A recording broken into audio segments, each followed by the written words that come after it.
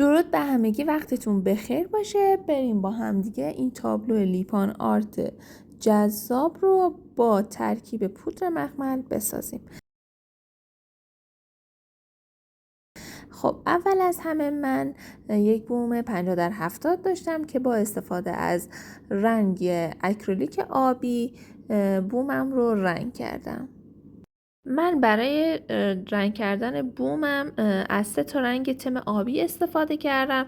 تم اولم روشن بود، یعنی از روشن به سمت تونالیته تیره شروع کردم به رنگ کردن و هر لایه هم که رنگ کردم اجازه ندادم که رنگم خشک بشه، با همون خیسی که بود رنگم رو ادامه دادم. خب اینجا میبینین که من آبی تیره تر، یعنی مایل به سرمه‌ای هست که انتخاب کردم و روی سطح کارم به اندازه کافی ریختم و دوباره تمام سطح کارم رو رنگ زدم.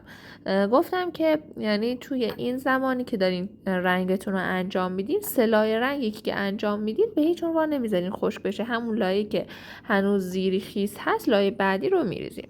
خب توی این قسمت اومدم یک مقدار رنگ مشکی اکریلیک و اون آبی دومیه رو با هم دیگه ترکیب کردم و روی سطح کارم یه قسمت‌هایش ریختم و دوباره با قلتک کارم رو رنگ کردم.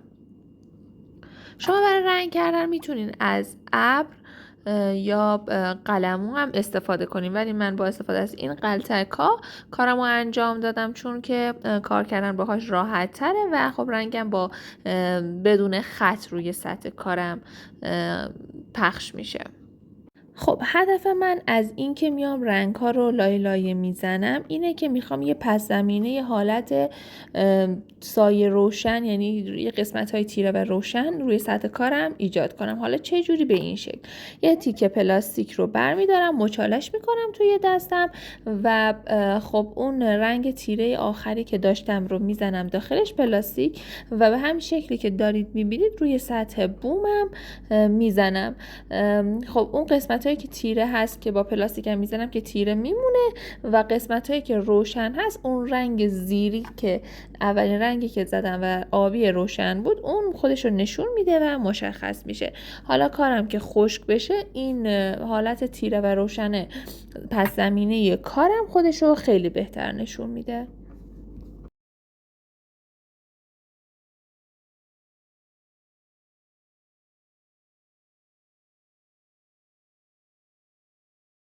خب همونطور که میبینید دارید میبینید که واقعا اون حالت تیره و روشنی که میخواستم ایجاد شده. باید بذارین کاملا رنگمون خشک بشه و در ادامه کار من میخوام که دور کارم حالت قاب طور بشه، یعنی حالت یه قابی داشته باشه کارم. میام با استفاده از چسب کاغذی دور تا دور کارم رو کاور میکنم که اون قسمت، حالا میخوام تکسچر گذاری کنم، تکسچر به اون قسمت نچسبه.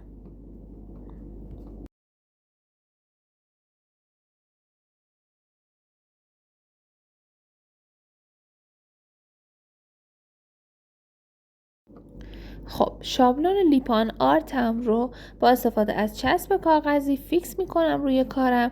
شما میتونین برای اینکه حالا کارتون بهتر و با دقت بالاتری انجام بشه با استفاده از چسب شابلون هم که به صورت اسپری هست این کار رو انجام بدید که دیگه مستقیما شابلونتون روی بومتون میچسبه و اصلا تکون نمیخوره دیگه، یعنی تکون هم بخوره دیگه چسبیده به بومتون و حالا خمیر به زیر شابلونتون نشت نمیکنه و خب تکسچر گذاریتون تمیزتره.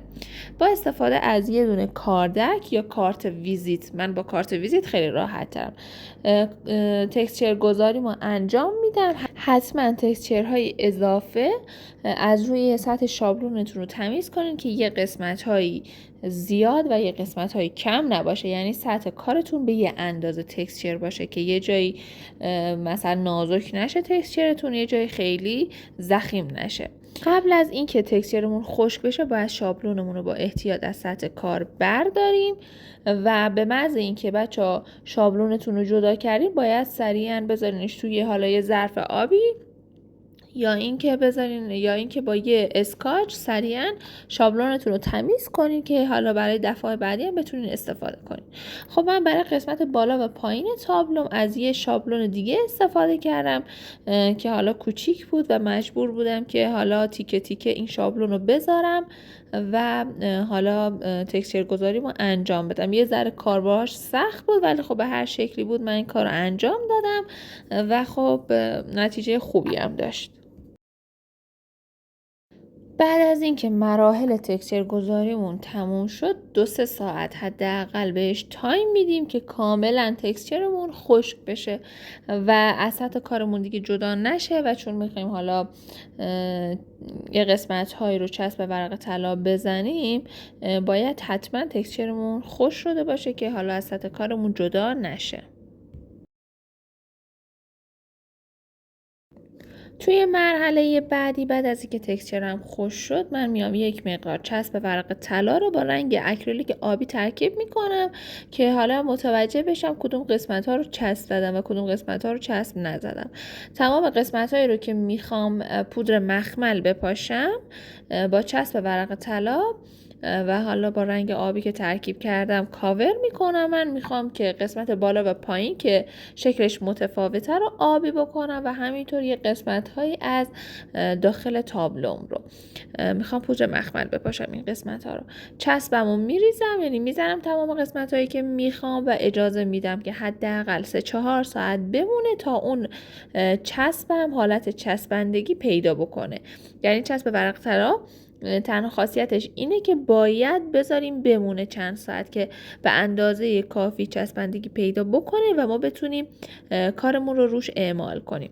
خب اینجا دیگه چسبم 3-4 ساعت ازش گذشته بود و من حالا چون تو فضای بیرون بودم با استفاده همینجوری پودر مخمل آبیمو ریختم روش، ولی اگه شما تو فضای خونه هستین میتونین با استفاده از الک این کار رو انجام بدین. من چون باد میومد نمیتونستم الک بزنم یا با استفاده از صافی، برای همین با قلم و روی سطح کارم همه جا پخشش کردم و به صورت ضربه‌ای با دست زدم روی پودر مخملم تا قشنگ جذب و فیکس چسبم بشه و بعد خب اضافی های پودر مخملم رو از روی سطح بومم پاک کردم.